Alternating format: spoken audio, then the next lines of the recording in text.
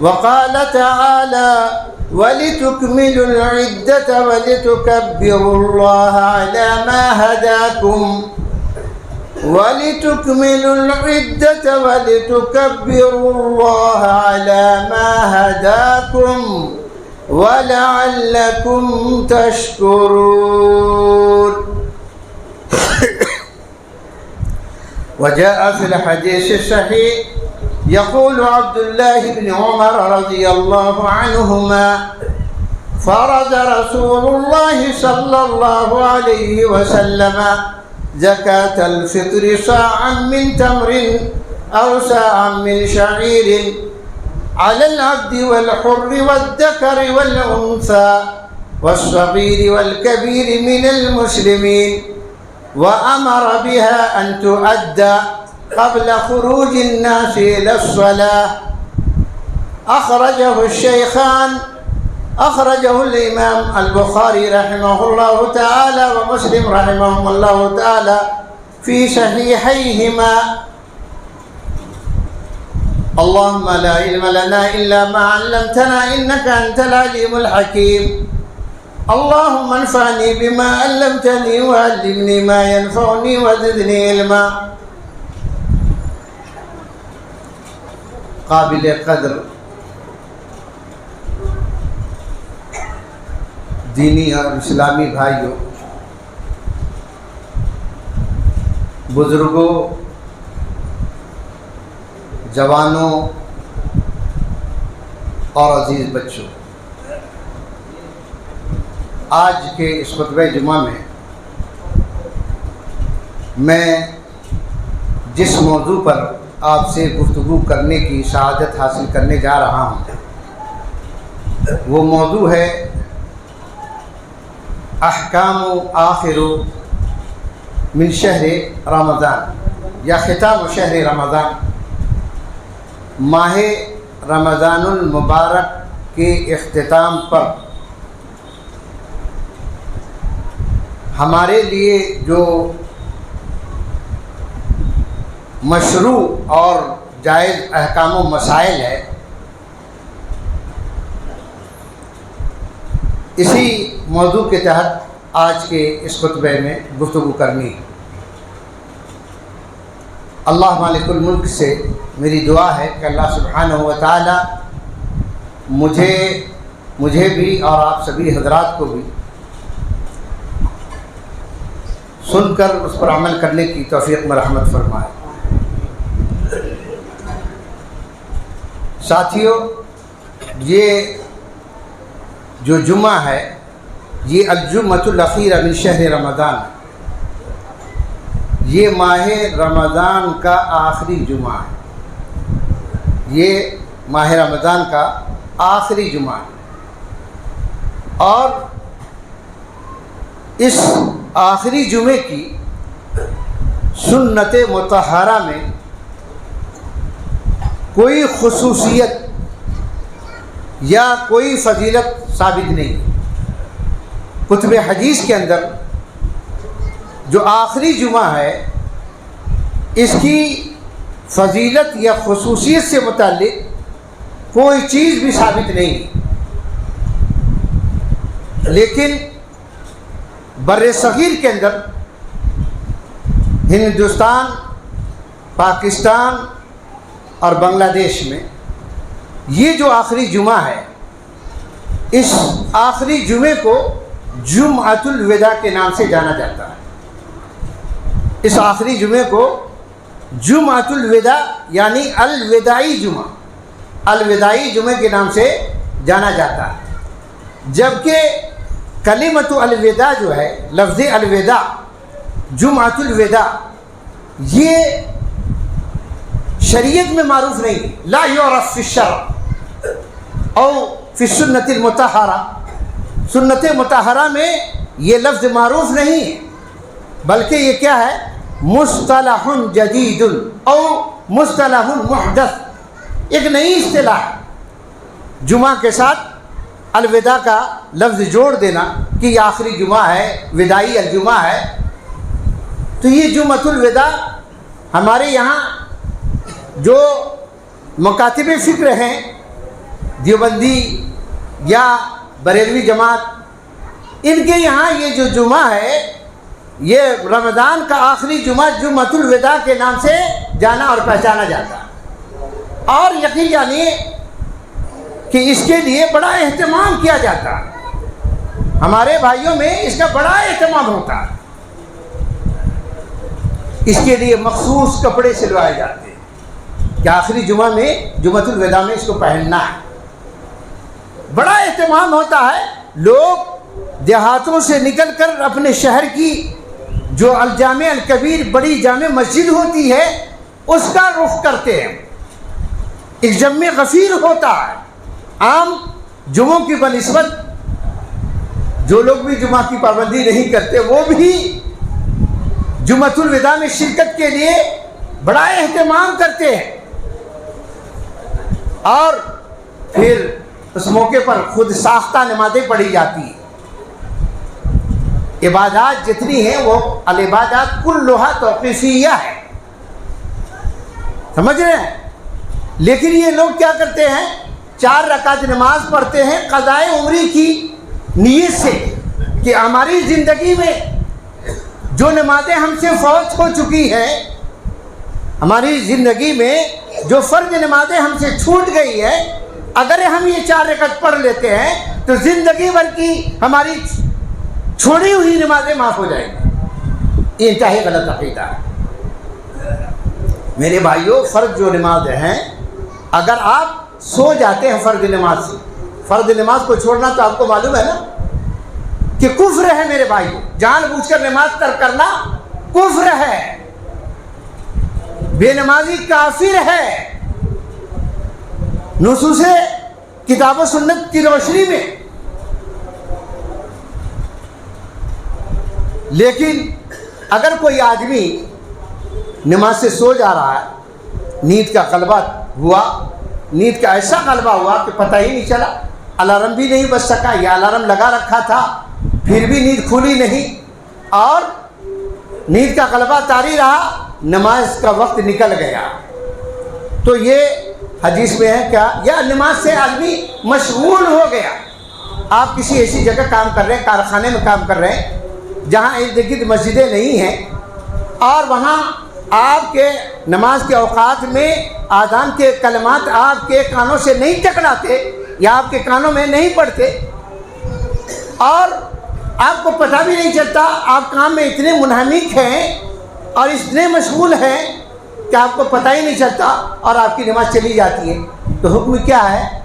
حدیث اللہ کے نبی صلی اللہ علیہ وسلم کی، اس حدیث پر من نام او نسی عن صلاۃ فلیصلیها اذا ذکرها، جو آدمی نماز سے بھول جائے یا سو جائے تو جب یاد آئے اس کو پڑھ لے، ختم بات۔ جب آپ نماز کا وقت گرچہ چلا گیا ہے، آپ سوئے رہ گئے، آپ اس کو ادا کر لیتے ہیں، نماز ادا ہو جائے گی۔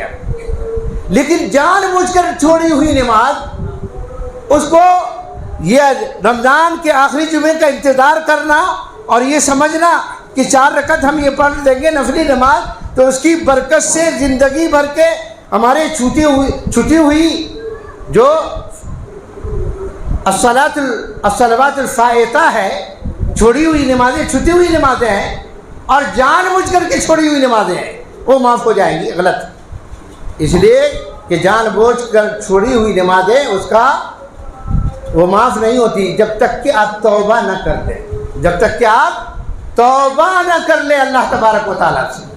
البتہ اگر آپ کے فرائض میں کمی ہے، آپ نفلی نمازیں کثرت سے پڑھتے رہیے، نفلی نمازیں آپ بکثرت پڑھیے۔ اس لیے وہ حدیث آتی ہے اللہ کے نبی صلی اللہ علیہ وسلم کی کہ کل قیامت کے دن اللہ تعالیٰ فرشتوں سے کہیں گے یا ملائکتی انذروا، کہ اللہ تبارک و تعالیٰ فرمائیں گے میرے فرشتوں میرے اس بندے کو دیکھو کہ کیا اس کے نامہ اعمال میں نفل نمازیں ہیں، صلاۃ التطوع اس کے اعمال نامے میں موجود ہے یا نہیں، جو سنت ہے یا عام وقتوں میں پڑھی جانے والی نمازیں ہیں جو آپ پڑھتے ہیں نفل نمازیں، اور نفل نمازوں کی بڑی فضیلت آئے گی۔ اللہ کے نبی صلی اللہ علیہ وسلم حدیث قدسی ہے ما یزال عبدی یتقرب الی بالنوافل حتی احبہ، اللہ کے نبی صلی اللہ علیہ وسلم فرماتے ہیں کہ اللہ تعالیٰ فرماتا ہے کہ میرا بندہ نفلی عبادات کے ذریعے میرے تقرب کا طلبگار رہتا ہے، میرے قرب کا متمنی ہوتا ہے، یہاں تک کہ میں اس سے محبت کرنے لگتا ہوں. سمجھ رہے ہیں؟ تو نفلی عبادت کرنا چاہیے. اور یہ جو آخری عشرہ ہے جو بالکل اب ہم سے رخصت ہو رہا ہے میرے بھائی، 2 دن باقی رہ گئے، بکثرت نفلی نمازیں پڑھیں، قرآن مجید کی تلاوت کریں اور توبہ استغفار کریں. تو موضوع میں دوسری طرف لے جانا نہیں چاہتا، میں یہ عرض کر رہا تھا کہ جو فرائض کے اندر جو کمیاں ہوں گی، آپ نے کوتاہی، آپ کی کوتاہی کا عمل دخل رہا ہے، تو توبہ کے بغیر آپ کی کوئی چیز قبول نہیں. توبہ کیجئے، پھر اس کے بعد اپنی زندگی میں کثرت سے نفلی نمازیں پڑھیے تو اللہ تعالیٰ معاف کر دے گا. لیکن یہ کیا تماشا، جان بوجھ کر کے چھوڑی ہوئی نماز، اور آپ سمجھتے ہیں کہ جمعۃ الوداع میں ہم 4 رکعت پڑھ لیں گے تو ہماری زندگی بھر کی چھوڑی ہوئی نمازیں ہماری اس کی برکت سے ختم کر دی جائے گی، معاف ہو جائیں گی. انتہائی غلط عقیدہ ہے میرے بھائی. تو جمعۃ الوداع کی جو اصطلاح ہے یہ مصطلح محدث ہے، ایک نئی اصطلاح ہے. نبی علیہ السلام اور صحابہ جبکہ وہ خیر کے کام میں ہم سے اور آپ سے کہیں زیادہ سبقت اور پہل کرنے والے تھے. حضرات صحابہ، حضرات تابعین، تبع تابعین، ائمہ محدثین رحمہم اللہ علیہم اجمعین، یہ سارے کے سارے خیر کے کاموں میں بہت زیادہ مسابقت، مسارعت، مبادرت کرنے والے لوگ تھے، ہماری اور آپ کی طرح نہیں تھے. تو یہ بہت زیادہ یہ کام کرتے اگر ایسی بات ہوتی تو. بہرحال تو میرے بھائیوں، ایک تو یہ ہے کہ یہ جمعہ آخری جمعہ ہے رمضان، اور اللہ سبحانہ و تعالیٰ نے یہ رمضان، اس رمضان کو ایام معدودات قرار دیا ہے. اللہ نے کیا کہا؟ ایام معدودات، ایام معدودات قرار دیا ہے. اور میرے بھائیوں، ابھی چند دنوں پہلے کی بات ہے کہ ہم اور آپ اس ماہ رمضان کا استقبال کر رہے تھے، اس ماہ رمضان کا استقبال کر رہے تھے، اور اس ماہ رمضان کی آمد پر خوش ہو رہے تھے. اور خوش کیوں نہ ہو؟ ایک مسلمان، ایک اللہ کا عباد اللہ الصالحین، اللہ کا نیک بندہ خوش کیوں نہ ہو؟ جبکہ یہ مہینہ، اس مہینے کو پانے کے لیے سلف صالحین، حضرات صحابہ، حضرات تابعین، تبع تابعین کیا کرتے تھے؟ کان السلف الصالح یدعون اللہ عز وجل قبل 6 اشہر ان یبلغہم رمضان. اللہ اکبر. حضرات صحابہ، تابعین، تبع تابعین کیا کرتے تھے؟ 6 مہینہ پہلے ہی سے اس مہینے کو پانے کے لیے اللہ تبارک و تعالیٰ سے دعائیں کرتے تھے کہ اللہ تبارک و تعالیٰ تو ہمیں رمضان کا مہینہ نصیب فرما. تو ایک مسلمان بڑا خوش ہوتا ہے. تو ہم اور آپ ابھی استقبال کر رہے تھے، خوشی منا رہے تھے. دیکھیے کتنی تیزی کے ساتھ وقت گزر رہا ہے. نبی علیہ السلام کی حدیث آتی ہے، لا تقوم الساعة حتى يتقارب الزمان. قیامت اس وقت تک قائم نہیں ہوگی یہاں تک کہ ایسا ہو جائے گا السنۃ کالشہر، سال ایسا گزرے گا جیسے مہینہ گزر رہا ہے، مہینہ ایسا گزرے گا جیسا اسبوع یعنی ہفتہ گزر رہا ہے، ہفتہ ایسا گزرے گا جیسا دن گزر رہا ہے، دن ایسا گزرے گا گویا کالساعہ، گھنٹہ گزر رہا ہے. میرے بھائیوں، بڑی تیزی کے ساتھ یہ مہینہ آیا اور علی وشکر رہی ہے. یہ ہم سے اور آپ سے رخصت ہونے کے قریب ہے. تو یہ مہینہ ابھی ہم استقبال کر رہے تھے، اس کی آمد پر خوش ہو رہے تھے. اب اس کی جدائی پر اب کتنا رہ گیا؟ لم یبق معنا الا یوم او یومین، صرف 1 یا 2 دن باقی رہ گئے. آج کون سا دن ہے؟ 27 تاریخ. 28 29 مہینہ 29 کا بھی ہوتا ہے اور 30 کا بھی ہوتا ہے، 29 بھی ہوتا ہے اور 30 بھی ہوتا ہے. ٹھیک ہے، تو 2 ہی دن باقی رہ گئے یا 3 دن باقی رہ گئے، اور یہ مہینہ ہم سے کیا ہوگا؟ رخصت ہو جائے گا. یہ مہینہ ہم سے جدا ہو جائے گا. اس مہینے کے فراق پر، اس مہینے کی فرقت پر اور اس مہینے کی جدائی پر بھی ہم رنجیدہ ہیں اور غم زدہ ہیں. اور غمزدہ کیوں نہ ہو کہ یہ مہینہ جو آیا تھا یہ مہینہ بہت زیادہ، یہ مہینہ بے شمار فضائل، محامد، خصائص اور مزایا کا مجموعہ ہے یہ مہینہ میرے بھائیوں۔ یہ مہینہ جس میں ہم اور آپ ہیں اور جس سے جو عنقریب ہم سے رخصت ہونے والا ہے، یہ مہینہ شہر الرحمہ، شہر الخیر، شہر البرکہ، شہر المغفرہ، شہر العتق من النیران، پورا مہینہ سراپا رحمت ہے، پورا مہینہ سراپا مغفرت ہے۔ وہ ایک جو ضعیف حدیث آتی ہے، بچپن میں ہم لوگ بھی جب تک نہیں معلوم تھا تو یہ حدیث سلمان فارسی کے نام سے بڑی معروف ہے، جانی جاتی ہے، جس میں ہے کہ اولہ رحمت و اوسطہ مغفرت و آخرہ عتق من النار، کہ اس مہینے کا پہلا عشرہ رحمت کا ہے، دوسرا عشرہ مغفرت کا ہے، تیسرا جہنم سے آزادی کا ہے۔ غلط، ضعیف حدیث۔ پورا مہینہ ہی میرے بھائیوں رحمت کا ہے، پورا مہینہ ہی مغفرت کا ہے، پورا مہینہ ہی جہنم سے آزادی اور خلاصی اور نجات حاصل کرنے کا ہے۔ یہ مہینہ خیر و برکت کا مہینہ ہے، یہ مہینہ شہر الجود والکرم ہے، سخاوت و فیاضی کا مہینہ ہے، یہ مہینہ شہر الانفاق فی سبیل اللہ ہے، اللہ کی راہ میں اللہ نے جو کچھ آپ کو دے رکھا ہے خرچ کرنے کا مہینہ ہے۔ یہ مہینہ شہر القرآن ہے، اللہ اکبر، قرآن نازل ہوا ہے یہ اس مہینے میں۔ اللہ نے قرآن کیا ہے؟ اعظم کتاب علی الاطلاق علی وجہ الارض، روئے زمین پر سب سے عظیم کتاب اور آخری آسمانی اور الہامی کتاب اگر کوئی ہے تو قرآن کریم۔ القرآن هو کلام اللہ جل وعلا، قرآن اللہ کا کلام، اور اس قرآن جو اعظم کتاب ہے، اللہ تعالیٰ نے اس کے نزول کے لیے جس مہینے کو خاص کیا وہ اعظم الشہور ہے۔ تمام مہینوں میں سب سے عظیم مہینہ جو ہے وہ کون ہے؟ رمضان کا مہینہ اعظم الشہور ہے میرے بھائی۔ اور اس قرآن کو جس نبی کے ذریعے، جس فرشتے کے ذریعے اللہ نے اتارا ہے وہ بھی اعظم الملائکہ ہے، جبرائیل علیہ السلام۔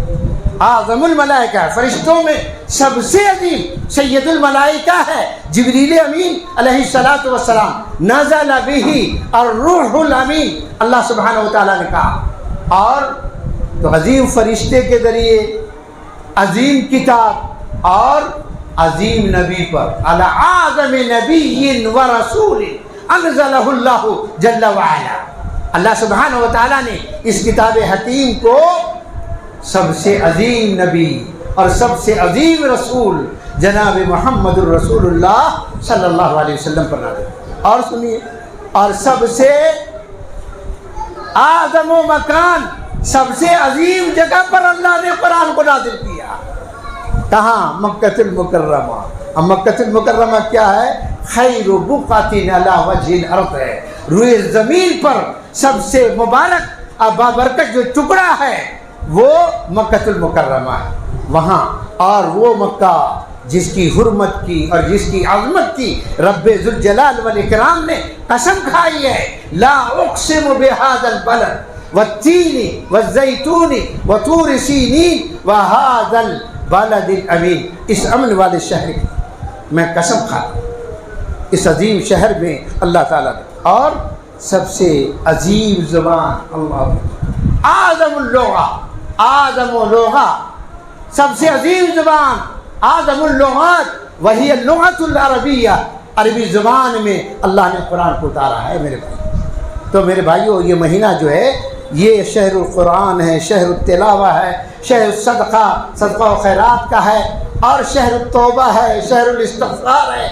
تو ہم کیوں نہیں اس کی جدا پر ایک جو اللہ کے نیک بندے ہوتے ہیں، عباد اللہ الصالحین جو ہوتے ہیں، مہینے کے جدا ہونے پر کیا ہوتے ہیں؟ رنج و غم میں رہتے ہیں، فکر میں رہتے ہیں کہ یہ مہینہ آئندہ ہمیں نصیب ہو یا نہ ہو۔ اللہ سبحانہ و تعالیٰ سے دعا کیجیے کہ اللہ سبحانہ و تعالیٰ ہمارے روزوں کو قبول فرمائے، ہماری راتوں کو پڑھی جانے والی جو نماز ہے تراویح اس کو قبول فرمائے، ہمارے صدقات و خیرات کو اللہ تبارک و تعالیٰ قبول فرمائے، تلاوت قرآن کو اللہ تبارک و تعالیٰ قبول فرمائے، اعمال خیر کو اللہ تعالیٰ قبول فرمائے۔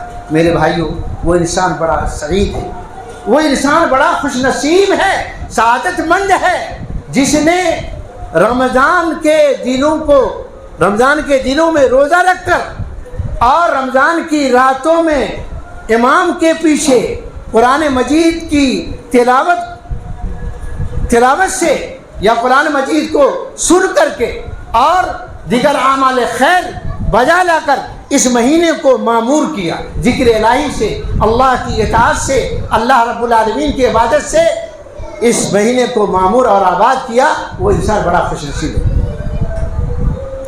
اسے چاہیے کہ اللہ کا شکر ادا کرے، فلیحمد اللہ علی ذالک، اسے چاہیے کہ اللہ تبارک و تعالیٰ کا شکر ادا کرے۔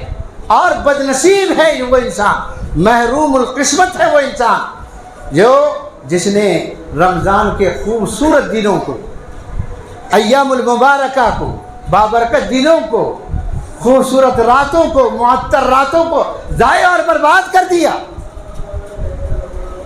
اور یہ مہینہ جو شہر التوبہ ہے، شہر الاستغفار ہے، توبہ کرنے کا مہینہ ہے، مغفرت کا مہینہ ہے، اس مہینے میں بھی اللہ تعالیٰ کی طرف رجوع کر کے اللہ سے اپنے گناہوں سے سچی توبہ کر کے اپنے گناہوں پر معافی کا قلم اللہ تعالیٰ سے نہیں چلوایا، بڑا محروم القسمت ہے میرے بھائی، بڑا ہی بد نصیب ہے وہ انسان جو اس مہینے سے فائدہ نہیں اٹھایا۔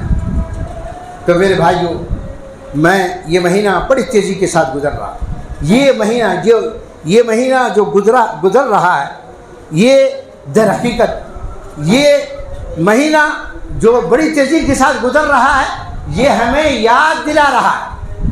ہمیں کس چیز کی یاد دلا رہا ہے؟ یذکرنا، ہمیں یاد دلا رہا ہے۔ کیا یاد دلا رہا ہے؟ کہ تم موت سے قریب ہوتے چلے جا رہے، تم اپنی آخرت سے قریب ہوتے چلے جا رہے، تم قبر سے قریب ہوتے چلے جا رہے ہو۔ میرے بھائیوں، ہر گزرنے والا دن کیا ہے؟ انسان کو موت سے قریب کر رہا ہے۔ ایک عربی کا شاعر کہتا ہے کہ اِنَّا لَنَفْرَحُ بِأَيَّامٍ نَقْطَعُهَا وَكُلُّ يَوْمٍ مَدَى يُدْنَى مِنَ الْأَجَلِ، کہ ہم اور آپ دن کے گزرنے سے خوش ہوتے ہیں کہ چلو ایک دن ہماری عمر اتنی ہوگی، لیکن حقیقت کیا ہے؟ ہر گزرنے والا دن انسان کو اس کی قبر سے قریب کر رہا ہے، موت سے قریب کر رہا ہے۔ میرے بھائیوں، ہمارا آپ موت کی تیاری کریں، ہمارا آپ مرنے کی تیاری کریں، اور یہ دنیا بڑی تیزی کے ساتھ زوال پذیر ہونے والا ہے، یہ دنیا ختم ہو جانے والی ہے، یہ دنیا فانی ہے۔ اور جس طرح سے یہ مہینہ دیکھا کہ تیزی کے ساتھ، اور یہ ہر گزرنے والا دن اور رات ہمیں آخرت سے قریب کر رہا ہے، تو ہمیں مرنے کے بعد آنے والے دن کی تیاری کرنی چاہیے میرے بھائی۔ اور یہ تیاری کب ہوگی؟ قبر میں چلے جائیں گے تب، کہ قبر میں جانے سے پہلے تیاری ہے میرے بھائی۔ یہ دنیا دارالعمل ہے، یہ دنیا دارالعمل ہے۔ اليوم عمل ولا حساب وغدا حساب ولا عمل۔ آج عمل کا دن ہے، آج الصلاۃ، اقامت صلاۃ، ایتاء زکوٰۃ، اعمال خیر یہاں کیجیے، تسبیح، تحمید، تہلیل، ذکر و اذکار، صدقہ، خیرات، تلاوت قرآن کریم، امر بالمعروف، نہی عن المنکر، یہ سارا کام یہاں کرنا ہے، اس لیے کہ یہ عمل ہے، یہ دنیا دارالعمل ہے، اور اسی عمل کی بنیاد پر ہمارے ساتھ قبر میں اور آخرت میں سلوک ہوگا، معاملہ ہوگا اللہ تعالیٰ کا۔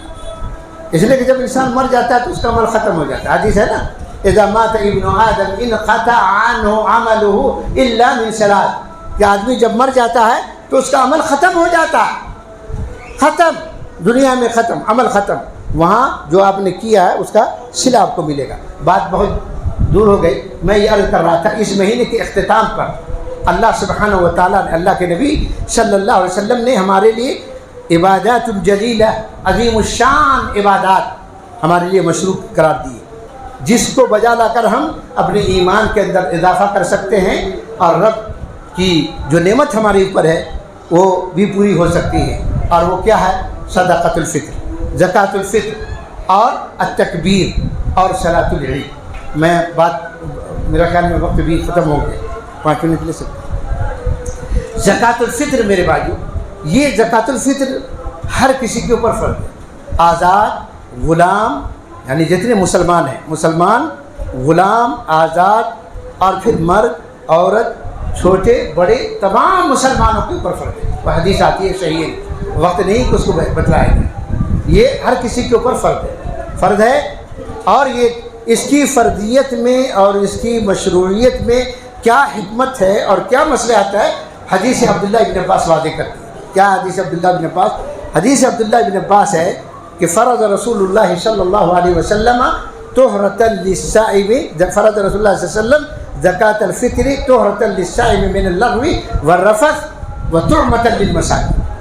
اللہ کے رسول صلی اللہ علیہ وسلم نے زکوٰۃ الفطر کو روزے داروں کے روزوں کو لغو اور بیہودہ باتوں سے یا عیوب اور نقصانات سے پاک و صاف کرنے کے لیے فرض قرار دیا۔ کیا مطلب؟ روزے دار انسان جو ہوتا ہے مجسم نیکی ہوتا ہے، جسم انسانی ہوتا ہے لیکن روح فرشتوں کی زندگی گزار رہی ہوتی ہے، لیکن پھر بھی ہم انسان ہیں، معصوم نہیں ہیں۔ روزہ رکھنے کی حالت میں ہم سے غلطی ہو جاتی ہے، ہماری زبان لغزش کھا جاتی ہے، زبان سے بیہودہ باتیں نکل آتی ہیں، تو ظاہر سی بات ہے ایسی حالت میں پھر ہمارا روزہ پاک و صاف نہیں رہ سکتا۔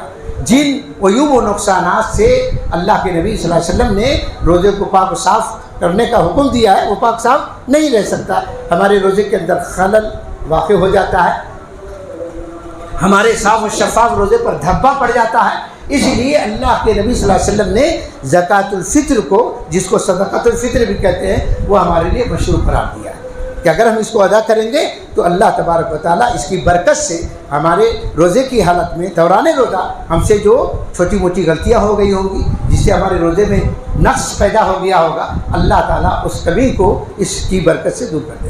دوسری چیز، اللہ کے نبی صلی اللہ علیہ وسلم نے تو طعمۃ للمساکین بھی کہا، مساکین کی خوراک بھی قرار دیا۔ اچھا، یہ جو فطرہ دینا ہے کتنا ہے؟ وہ غلے سے دینا ہے، روپیے پیسے سے صدقۃ الفطر ادا نہیں ہوتا، روپیے پیسے سے صدقۃ الفطر ادا نہیں ہوتی۔ یہ الگ بات ہے کہ اگر کہیں بیت المال کا نظام ہے، جیسے مولانا اویس اسلامی صاحب ہے، اگر یہاں یہ پیسے کی شکل میں جمع کرتے ہیں اور پھر اس پیسے سے غلے خرید کر کے مستحقین تک پہنچاتے ہیں تو الگ بات ہے، سمجھ لیں؟ غلے میں سے دینا، پیسے میں سے نہیں دینا، پیسے روپیے پیسے سے صدقۃ الفطر ادا نہیں ہوتا۔ یہ الگ بات ہے کہ آج ہمارے معاشرے میں، ہمارے گاؤں میں بھی یہ ایک سلسلہ چلا آ رہا ہے ایک زمانے سے، اور کوئی اس پر عمل کرنے کے لیے تیار نہیں ہے۔ اور صدقۃ الفطر کب نکالا جائے، باتیں بہت ہیں، ایک موضوع پر مسلسل ایک جمعے خطبہ کرنے ارشاد کے باتیں آ گئی ہوں گی آپ کے سامنے۔ تو یہ صدقۃ الفطر ادا کرنے کا افضل وقت ہے جب نماز عید کے لیے امر بها ان تؤدى قبل خروج الناس الى الصلاة ہے۔ صدقۃ الفطر نکالنے کا وقت شروع ہو جاتا ہے یبدأ بغروب الشمس من لیلۃ العید، عید کی رات سورج ڈوبنے کے بعد ہی سے یہ صدقۃ الفطر فرض ہو جاتا ہے، اور وَيَسْتَمِرُّ إِلَى صَلَاةِ الْعِيدِ، نماز عید تک یہ وقت رہتا ہے۔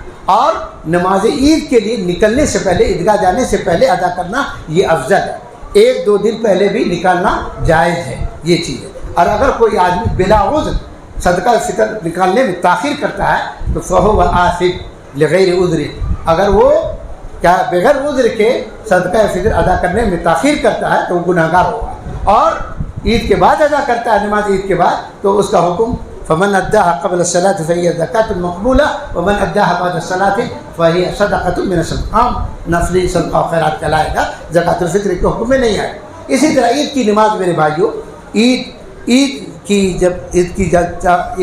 کا جو چاند ہے وہ طلوع ہو جائے تو تکبیر کہنا شروع کر دینا ہے۔ جیسے ہی غروب آفتاب کے بعد ہی آخری جو دن ہے سورج کے ڈوب جانے کے بعد ہی سے پتہ چل جائے کہ چاند دیکھا گیا، اور 2 گواہ سامنے آ جائیں کہ ہم نے چاند دیکھ لیا ہے، تو پھر اعلان ہو جائے گا رؤیت ہلال کمیٹی کے ذریعے، اور پھر آپ تکبیر کہنا شروع کر دیں گے، اللہ اکبر لا الہ الا اللہ واللہ اکبر وللہ الحمد۔ تکبیرات کے مختلف صیغے ہیں، کلمات ہیں، الفاظ ہیں جو مختلف صحابہ کرام سے مختلف انداز سے منقول ہے، کوئی بھی آپ تکبیر کہتے ہوئے تو عید کی نماز کے لیے اگر مسجد میں ادا کرتے ہیں، شیخ مسجد میں ادا کرتے ہیں، گھر سے جب نکلنے لگے تو 1 کھجور، تاک کھجور یا 3-5 جو بھی کھا کر کے نکلنا چاہیے۔ نبی علیہ السلام اس وقت تک گھر سے نہیں نکلتے تھے نماز عید کے لیے جب تک کہ تاک کھجور تناول نہیں کرتے تھے، اور کھجوریں میسر یہاں بمبئی میں حجر میسر ہے. مملکت سعودی عربیہ تو باہر ہے، کوئی پوچھنے والا نہیں، وہاں اس کی قدر نہیں ہوتی. ابھی ہم حرمین میں تھے تو اتنے کھجور ملتے کہ لینے کے لیے تیار نہیں ہے، اور یہاں آئے بمبئی میں تو کھجور تلاش رہے، یقین جانیے کہ پانی پر روزہ افطار کیا. یہ صورت ہے. تو اللہ تعالیٰ جہاں جس کو نوازتا ہے، تو یہاں بھی الحمدللہ جو لوگ ہیں وہ آسانی سے لے سکتے ہیں اور سنت پر عمل کر سکتے ہیں. ایک راستے سے جائیں، دوسرے راستے سے واپس آئیں. اور صفت و صلاۃ العید کیا ہے وہ مولانا بتلا ہی دیں گے کہ 2 رکعت نماز ہوتی ہے، اور نماز عید سے پہلے کوئی نماز نہیں. البتہ اگر نماز عید مسجد میں ادا کی جا رہی ہے تو زیادہ سے زیادہ تحیۃ المسجد پڑھ کر کے بیٹھ جائیں. باقی اور دھڑا دھڑ کون سی نمازیں یہ سب ثابت نہیں ہے. ٹھیک ہے. اللہ تعالیٰ سے دعا ہے کہ اللہ سبحانہ و تعالیٰ ہماری اور آپ کی زندگی میں یہ مہینہ بار بار نصیب فرمائے. اور اللہ تعالیٰ سے دعا کیجیے کہ اللہ تبارک و تعالیٰ ہم نے اس مہینے میں جو عبادات کی ہیں، ٹوٹی پھوٹی عبادات، جو اعمال خیر بجا لائے ہیں، اللہ تعالیٰ تو اپنے فضل و کرم سے اسے شرف قبولیت عطا فرمائے. اقول قولی ھذا واستغفر الله لي ولكم ولسائر المسلمين من كل ذنب فاستغفروه انه هو الغفور الرحيم.